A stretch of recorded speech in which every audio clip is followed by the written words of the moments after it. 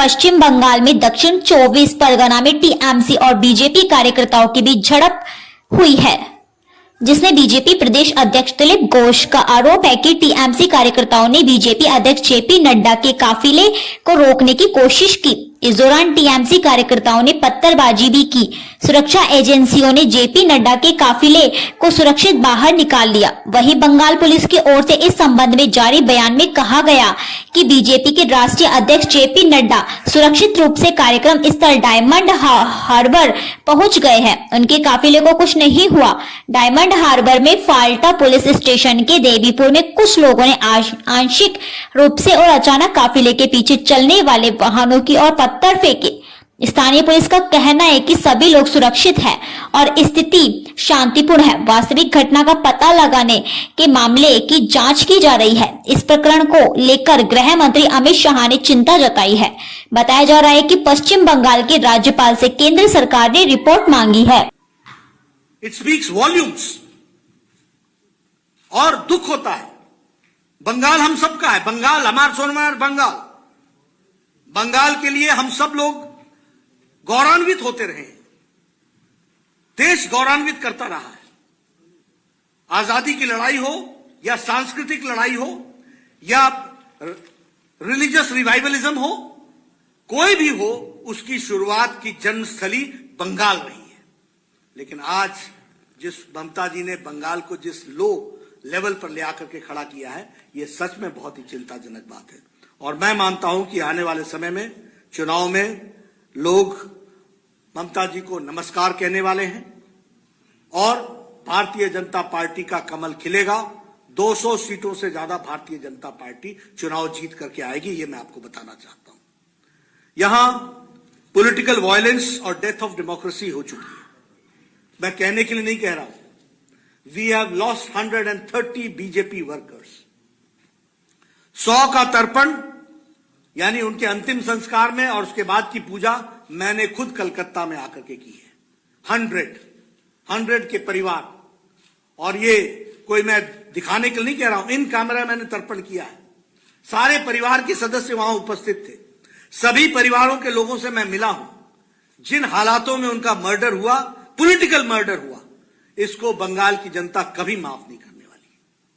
और बंगाल की जनता को तय करना है कि क्या ऐसी सरकार और ऐसी संस्कृति को यहां पर जगह देना है।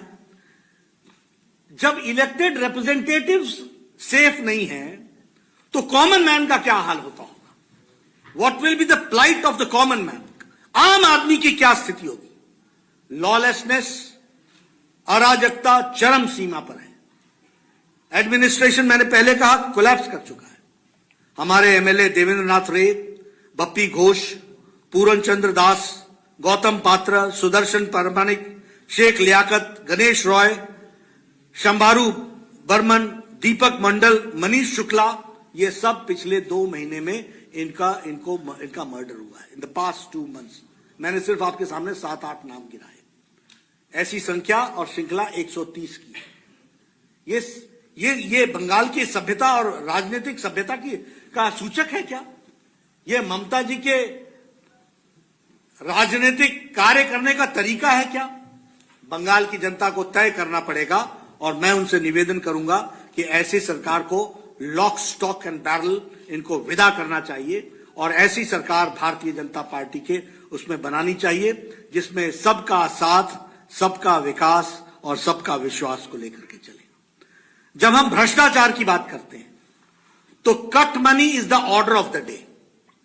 कट मनी जीवन का तरीका हो गया है वेस्ट बंगाल में। और टोलाबाजी और सिंडिकेट में भी बालू सिंडिकेट और कोयला सिंडिकेट, ये जिसको बोलते हैं कि यहां लूट हो रही है, लूट और राजनीतिक संरक्षण में हो रही है।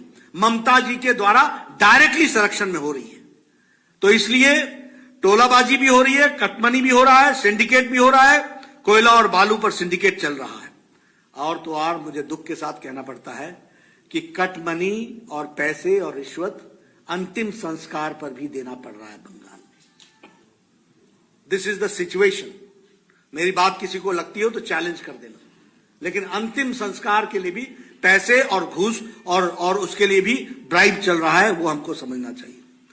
ममता जी क्या कहती हैं? 75% बीजेपी, 75% टीएमसी को कटमनी दो, 25% अपने आप रख लो और लोगों की छुट्टी कर दो। ये संस्कार है, ये बातचीत। उसी तरीके से अभी कहा गया कि ममता जी द्वारे द्वारे, पहले ममता जी वारे न्यारे, अब द्वारे द्वारे, और चुनाव के बाद फिर वारे न्यारे। लेकिन बंगाल की जनता अब छोड़ने वाली नहीं है। द्वारे द्वारे घूमो, चाहे जैसे घूमो, आपको बंगाल की जनता छुट्टी देने वाली है। जमीन आपकी खिसक चुकी है, यह हम आपको बताना चाहते हैं। कोविड का ट्रेजेडी हुई। Modi ji is known for the management of Covid management and Mamata is known for mismanagement of Covid. कोई मैनेजमेंट नहीं। आपने देखा टेलीविजन पर, आपने दिखाया किस तरीके से हॉस्पिटल्स में डेथ रिपोर्ट नहीं हो रही थी, केसेस रिपोर्ट नहीं हो रहे थे। सेंट्रल टीम को कलकत्ता के हॉस्पिटल में घूमने नहीं दिया गया। और उसके साथ साथ आपको पता है राशन में चोरी, आपको पता है कि किस तरीके से उस समय अम्फान में भ्रष्टाचार किया गया। कलकत्ता हाईकोर्ट ने क्या कहा?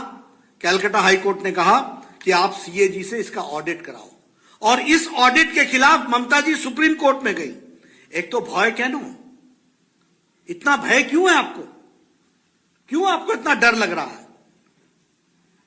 हाई कोर्ट के चीफ जस्टिस राधाकृष्णन कहते हैं, get it audited by the controller and auditor general. ये पब्लिक मनी है और 1000 करोड़ रुपए प्रधानमंत्री जी ने एडवांस दिया, 1200 करोड़ रुपए बाद में दिया गया, लेकिन कोई हिसाब किताब नहीं। और जो पैसे मिले वो टीएमसी के कार्यकर्ताओं के अकाउंट में मिले। अब है तो भय क्यों? सुप्रीम कोर्ट में जाने का मतलब है you are hand in glove with commission and corruption. आप पोषक हैं करप्शन के, आपके द्वारा करप्शन हुआ है और आपके पालन पोषण में करप्शन बढ़ा है। इस कारण से आप सुप्रीम कोर्ट में गई हैं। नहीं तो आपको कहना चाहिए था दूध का दूध, पानी का पानी होगा। और प्रशासन में प्रशासक जो होता है उसको he should not only be honest, he should look to be honest. Here Mamata ji looks to be dishonest and is dishonest. This is what I would like to say. The activities show, ये बताती हैं कि किस तरीके का हाल चाल बना करके रखा है। टीएमसी की सरकार चाल चोर सरकार, त्रिपाल चोर सरकार, राशन चोर सरकार, ये टीएमसी की सरकार के सिनोनिम्स हैं। ये सरकार के पर्यायवाची शब्द है। चौल चोर, त्रिपाल चोर, राशन चोर, क्या हाल बना करके रखा है। और पहले क्या कहती थी? मां माटी मानुष। और आजकल क्या कहती हैं? तानाशाही, तुष्टीकरण और टोलाबाजी। ये आज की स्थिति बन गई है। मित्रों, हमारा बड़ा स्पष्ट कहना है कि ऐसी सरकार, मैंने पहले कहा, अभी आपको पता है फार्मर्स के विषय पर प्रधानमंत्री जी ने प्रधानमंत्री किसान सम्मान निधि में 10 करोड़ लोगों को 2-2 हजार रुपए और 6,000 रुपए साल का 3 किश्त में देने का तय किया। अप्रोक्सीमेटली 70 लाख किसान बंगाल के इससे वंचित हैं। 70 लाख लोग वंचित हैं, उनको यह पैसा नहीं मिल रहा है। और ममता जी क्या कहती हैं? ये सीधे हमको दो। और मोदी जी और हमारा क्या कहना है कि यह सीधे किसान के खाते में जाएगा, उसके अकाउंट में जाएगा। और ममता जी कहती हैं आमा के दिए दाओ, आमा के दिए दाओ, कटमानी कटमानी कटमानी। ये कटमनी का तरीका है जिसको हमको समझना चाहिए। उसी तरीके से आयुष्मान भारत, लगभग 4,67 lakh people are deprived of 5 lakh health coverage per year per family. 5 lakh per year per family. And कितने लोग? 4,67 लाख। आज 1,31 lakh people have taken the benefit all India by. 15,500 crores have been spent for खर्च हो चुके हैं गंभीर बीमारियों के लिए। लेकिन बंगाल के गरीब लोग, और कौन आते हैं इसमें? रेडी वाला, फेड़ी वाला, रिक्शा वाला, ठेला वाला, टैक्सी वाला, मेड सर्वेंट जो घर में काम करती है, जो घर में काम करने वाले हैं, जो चौल में काम करने वाले हैं, ऐसे गरीब लोग जो पल्लेदार हैं, जो अनाज की बोरियां उठाते हैं सब्जी मंडी में, उनके लिए बाय प्रोफेशन है, ये कास्ट से नहीं है, बाय प्रोफेशन 12 करोड़ 74 लाख परिवार 55 करोड़ पीपल को ये 5 लाख रुपए का फैमिली का पर ईयर का बेनिफिट है हेल्थ में, गंभीर बीमारियों के लिए, 2000 से ज्यादा गंभीर बीमारियों के लिए। लेकिन यहां होबे ना जरूर होबे, मार्च महीने के बाद, मई महीने के बाद होगा, बीजेपी की सरकार आएगी उसके बाद होबे। तो ये बात मैं आपके साथ शेयर करना चाहता हूं। इसके साथ साथ अगर मैं बिहार के अभी चुनाव की बात कहूं तो मैं आपसे एक बात कहना चाहता हूं। अभी चाहे बिहार का चुनाव हुआ, चाहे कर्नाटक का चुनाव हुआ, चाहे दुबाका का धमाका हुआ, चाहे उत्तर प्रदेश का चुनाव हुआ, और चाहे मैंने बताया मध्य प्रदेश का चुनाव हुआ, सभी जगह परिवार की पार्टियों को लोगों ने नकार दिया है और भारतीय जनता पार्टी को सपोर्ट किया है। और यही हाल बंगाल में भी होगा। यहां भी पारिवारिक पार्टी को लोग नमस्ते कहेंगे और डेवलपमेंट के लिए मोदी जी के साथ डबल इंजन की सरकार को सपोर्ट करेंगे। आज जो घटना घटी है वह ममता जी के फ्रस्ट्रेशन की, बौखलाहट की कहानी है। उनको दिख गया है कि जमीन खिसक चुकी है और जिस शब्दों का वो प्रयोग कर रही है, जिस शब्दावली का प्रयोग कर रही है, मुझे वो शब्द रिपीट करने में भी शर्म आती है।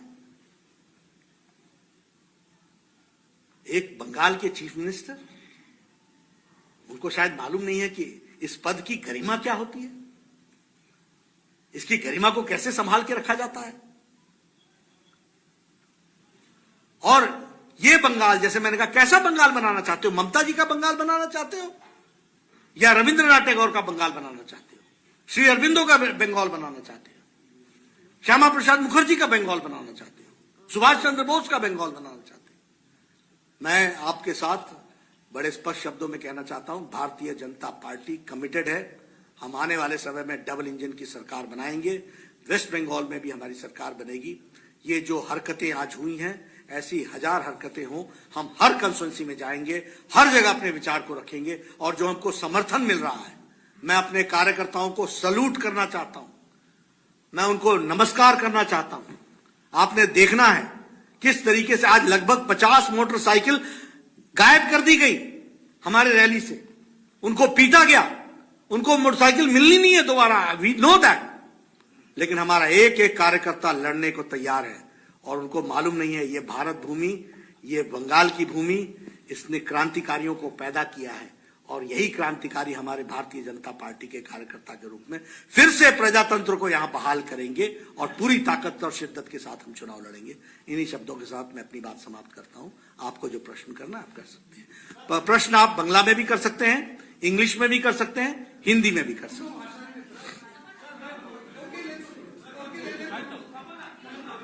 नड्डा जी, मेरा नाम मनोज्ञा लोईवाल है, मैं आज तक इंडिया टुडे को रिप्रेजेंट कर रही हूँ। सवाल ये है, आपकी पार्टी सत्ता में है, केंद्र में है, ममता बनर्जी और उनकी सरकार का ये कहना है कि जब आपके पास बीएसएफ, सीआईएसएफ, सीआरपीएफ और सारी फोर्सेस हैं, तो फिर आज बंगाल में आप पर ये हमला कैसा?